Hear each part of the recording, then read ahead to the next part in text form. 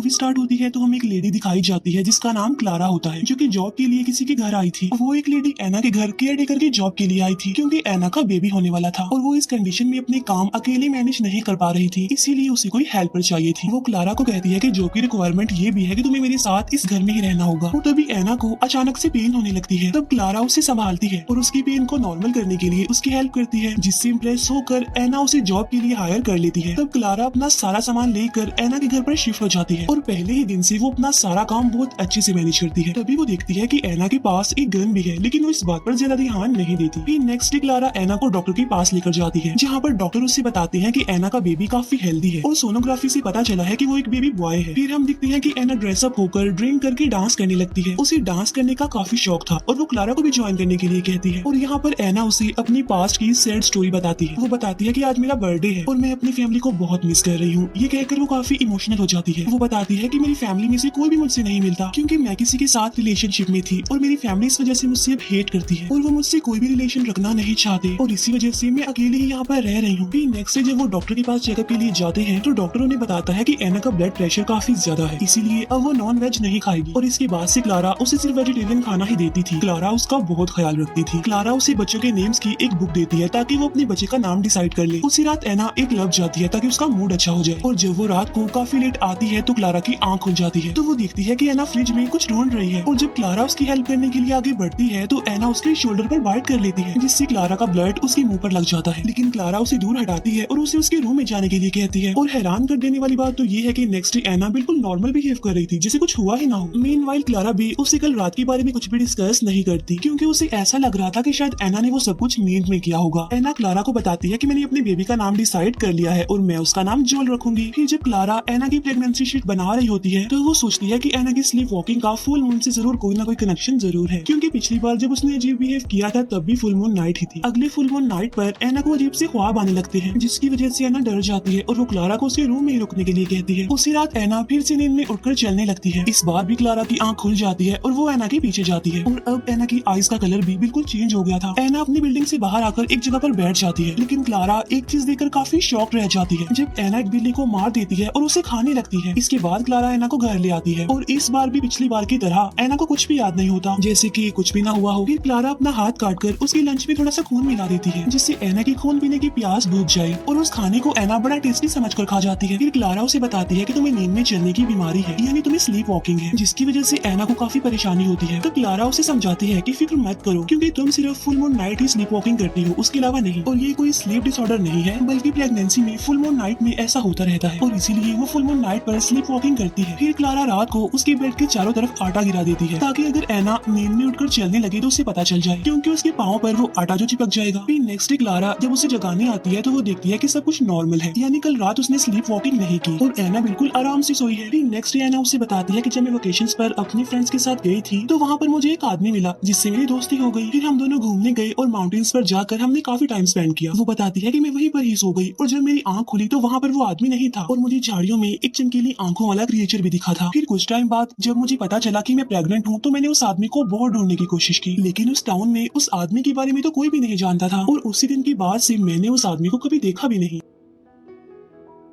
फिर अगली full moon night पर हम देखते हैं कि एना को काफी पेन होती है। तब ये देखकर क्लारा डॉक्टर को कॉल करने लगती है, लेकिन अब इसका कोई फायदा नहीं था क्योंकि काफी देर हो चुकी थी, क्योंकि एना का बेबी उसका पेट फाड़ कर बाहर आ जाता है, जिससे एना की वहीं पर ही मौत हो जाती है। ये सब कुछ देखकर क्लारा बहुत ज्यादा शॉक्ड हो जाती है और जब क्लारा उस बेबी को देखती है तो उसे पता चलता है कि ये कोई नॉर्मल बच्चा नहीं है, बल्कि वो एक वेयरवुल्फ है। और जब क्लारा उसे शूट करने वाली होती है तो वो ऐसा नहीं कर पाती। फिर क्लारा अपना सारा सामान लेकर उस बच्चे समेत वहाँ से चली जाती है। फिर वो सोचती है कि मैं इस बच्चे को कहीं पर छोड़ दूंगी, लेकिन वो ऐसा भी नहीं कर पाती और इसीलिए वो उस बच्चे को वहाँ पर लेकर चली जाती है जहाँ पर वो पहले रहती थी और वो फैसला करती है कि वो इस बच्चे को अपने पास ही रखेगी। फिर इसके बाद हमें 7 साल बाद का सीन दिखाया जाता है, जहाँ पर हम देखते हैं कि एना का बच्चा अब बड़ा हो गया है और क्लारा उसे पाल रही है, उसे बड़ा कर रही है और वो उस बच्चे का वही नाम रखती है जो कि उसकी मदर ने डिसाइड किया था, यानी जोल। जोल दिखने में बाकी बच्चों की तरह ही लग रहा था। वो बाकी बच्चों की तरह ही स्कूल जाता था और स्टडी करता था। अब क्योंकि क्लारा कोई भी रिस्क लेना नहीं चाहती थी, इसीलिए उसने हमेशा से ही जोल को नॉन वेज से दूर रखा और उसे वेजिटेरियन ही बड़ा किया। फिर हम देखते हैं कि फुल मून नाइट में क्लारा जोल को एक स्पेशल रूम में सुलाती है जहाँ पर वो उसे चेन से बांध कर रखती है। नेक्स्ट डे हम देखते हैं कि जोल की पूरी बॉडी बालों से भरी हुई है और इस टाइम भी वो नॉर्मल नहीं लग रहा था क्योंकि वो हर फुल मून नाइट पर वेयरवुल्फ बन जाता है। क्लारा उसकी फुल बॉडी की शेव करती है और वो पहले की तरह नॉर्मल बच्चा ही लग रहा था। यहाँ पर हम ये भी जान पाते हैं कि क्लारा ने जोल को कभी भी उसकी मदर यानी एना के बारे में नहीं बताया था। उसने उसे सिर्फ इतना ही बताया होता है कि तुम मुझे एक रिवर के पास मिले थे और उसके बाद में तुम्हें अपने घर ले आई। फिर हम देखते हैं कि जोल को स्कूल से छुट्टी हो गई थी, लेकिन क्लारा एक फार्मेसी कंपनी में जॉब करती थी और उसे अपनी जॉब पर जाना था, इसीलिए वो जोल को अपनी मदर के पास छोड़ देती है और खुद वो काम पर चली जाती है। यहाँ पर क्लारा की मदर समझती है कि जोल कुछ बीमार लग रहा है क्योंकि वो हमेशा वेजिटेरियन ही खाता है, इसीलिए वो उसे लंच में नॉन वेज खिला देती है और जोल उसे बड़े मजे से खा भी लेता है। और शाम को जब क्लारा घर आती है तो जोल ने उसके सामान से एना की एक पिक्चर ले ली थी। तब जोल क्लारा से पूछता है कि ये कौन है, जिस पर क्लारा उसे कहती है कि मैं तुम्हें बताने ही वाली थी कि ये तुम्हारी मदर है और जब तुम पैदा हुए थे तो इनकी डेथ हो गई। लेकिन जोल उसकी कोई भी बात नहीं सुनता और उसे मिसबिहेव करने लगता है। लेकिन जब जोल उसकी कोई भी बात नहीं मानता तो क्लारा उसे फिर से उसके रूम में बंद कर देती है। लेकिन इसी कोशिश में जोल उसे इंजर्ड भी कर देता है। लेकिन क्लारा को फिर भी समझ नहीं आती कि आखिर जोल ऐसे बिहेव क्यों कर रहा है। फिर इसके बाद क्लारा अपनी मदर के पास जाती है और उससे पूछती है कि जोल ऐसा बिहेव क्यों कर रहा है, जिस पर क्लारा की मदर कहती है कि मैंने उसे डिनर में नॉन वेज खिला दिया था, जिससे वो समझ जाती है कि जोल नॉन वेज खाने की वजह से ऐसे बिहेव कर रहा है। फिर रात को जब जोल के फ्रेंड्स उसे मिलने आते हैं तो क्लारा उनसे कहती है कि तुम चले जाओ यहाँ से, वो सो रहा है। फिर नेक्स्ट डे क्लारा जोल को बताती है कि तुम बिल्कुल अपनी मदर जैसे दिखते हो और तुम्हें भी डांस करना बहुत पसंद है जैसे तुम्हारी मदर को पसंद था। तब जोल पूछता है कि मेरी मदर की डेथ कैसे हुई, जिस पर क्लारा कहती है कि जब तुम बड़े हो जाओगे तो मैं तुम्हें ये सारी बात बता दूंगी। और इसके बाद जोल अपने फादर के बारे में उससे पूछता है, जिस पर क्लारा कहती है कि उनके बारे में तुम्हें कुछ नहीं जानती। लेकिन जोल जो कि अब भी क्लारा से काफी नाराज था, वो उससे ठीक तरह से बात भी नहीं कर रहा था। इवन अब जोल अपने फादर को ढूंढना चाहता था, इसीलिए स्कूल खत्म होने के बाद वो अपने फ्रेंड के साथ अपने फादर को ढूंढने के लिए जाता है। वो एक मॉल में जाते हैं जहाँ पर एना ने शॉपिंग की थी और इस मॉल का नाम जोल ने उस बॉक्स पर देखा था, जिस बॉक्स में से उसने अपनी मदर की पिक्चर निकाली थी। स्कूल खत्म होने के बाद जब क्लारा उसे लेने जाती है तो वहाँ पर जोल नहीं था। फिर वो उस बच्चे के फादर के पास जाती है जिसे जोल अपने साथ ले गया था, जिस पर वो आदमी कहता है कि तुम्हें फिक्र करने की कोई जरूरत नहीं है, बच्चे हैं अक्सर ऐसा करते रहते हैं और जब उन्हें भूख लगेगी तो खुद ही घर आ जाएंगे देखना। और इसके बाद क्लारा जोल के दूसरे फ्रेंड के घर जाती है और उससे जोल के बारे में पूछती है, लेकिन वो भी जोल के बारे में कुछ नहीं जानती थी।